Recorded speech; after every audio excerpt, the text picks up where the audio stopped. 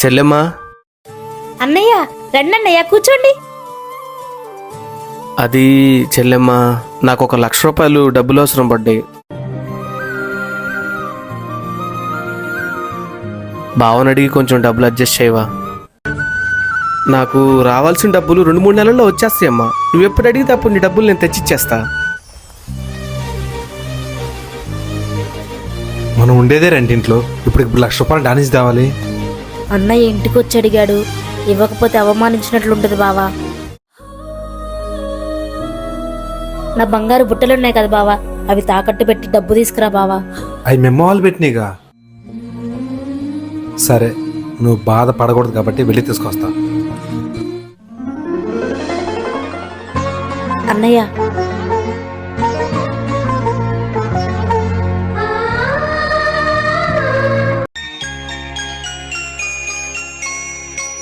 అన్న రేపు వచ్చి కర్ర కట్టి ఇల్లుని స్లాపేస్తాం. 2 రోజుల్లో 70,000 రెడీ చేసుకోండి. ఇప్పటికిప్పుడు 70,000 అంటే ఎట్లా బావా? మీ అన్నయ్య ఉన్నాడు కదా, అడుగుదాం పదా. అన్నయ్య 70,000 అవసరం ఉందన్నయ్య, కొంచెం అడ్జస్ట్ చేయగలవా? నా దగ్గర ఇప్పుడు అంత డబ్బులు లేవు. అదేంటన్నయ్య, నీ అవసరానికి మేము డబ్బులు ఇచ్చాం, నా అవసరానికి మీరు డబ్బులు ఇవ్వలేరా? ఊరికే ఏం కాదుగా, వడ్డీ తీసుకుంటారుగా.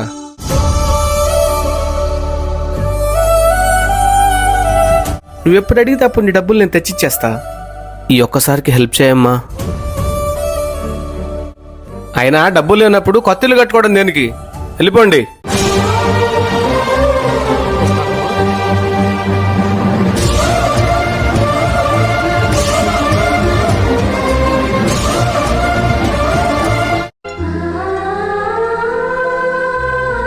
ఇప్పటికైనా అర్థమైందా ఎవరు ఎలాంటి వాళ్ళు?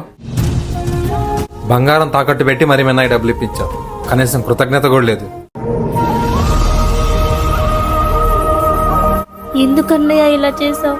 నాకు డబ్బు ఇవ్వలేదన్న బాధ కంటే అవమానించావన్న బాధ ఎక్కువగా ఉందన్నయ్య.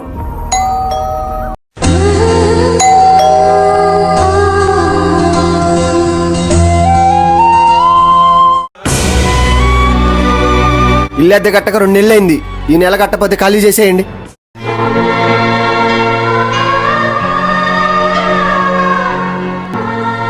ఇంటి స్లాబ్ ఆగిపోయింది, ఇప్పుడు అద్దె కట్టకపోతే ఈ ఇల్లు కూడా పోతుందేమో. బావా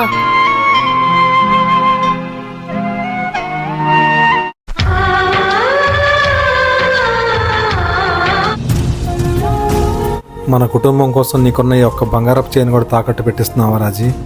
మన కుటుంబం కోసమే కదండి, స్లాబే ఇచ్చారు కదా, వెళ్ళి డబ్బు తీసుకురండి.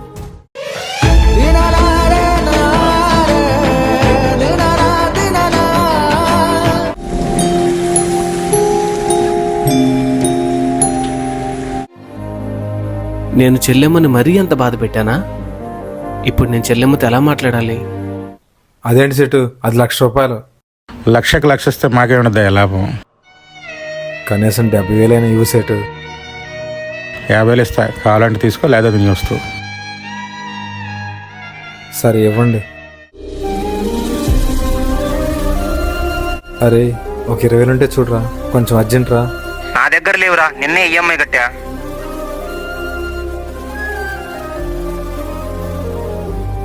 చెల్లెమ్మా, నేను మాట్లాడిన దానికి క్షమించమ్మా. నిజంగా ఆ రోజు నా దగ్గర డబ్బులు లేవమ్మా. ప్రస్తుతానికి నా దగ్గర ఒక 20,000 ఉన్నాయి, తీసుకోమ్మా. ఆ రోజు డబ్బులు లేవన్నాడు, ఇప్పుడు 20,000 ఎక్కడి నుంచి వచ్చినాయి? నాకు తెలుసు అన్నయ్య, నేను బాధపడుతూ ఉంటే నువ్వు చూడలేవని.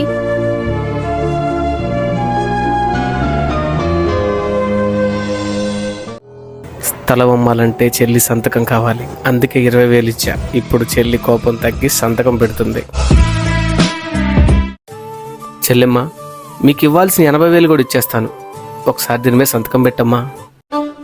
రాజీ, ఒక్క క్షణం ఆగు.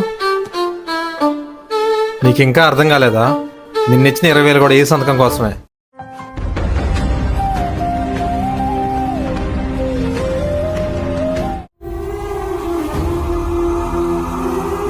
ఈ ఒక్క సంతకంతో నీకు పుట్టింటి నుంచి వచ్చే ఆస్తికి ఎటువంటి హక్కు ఉండదు.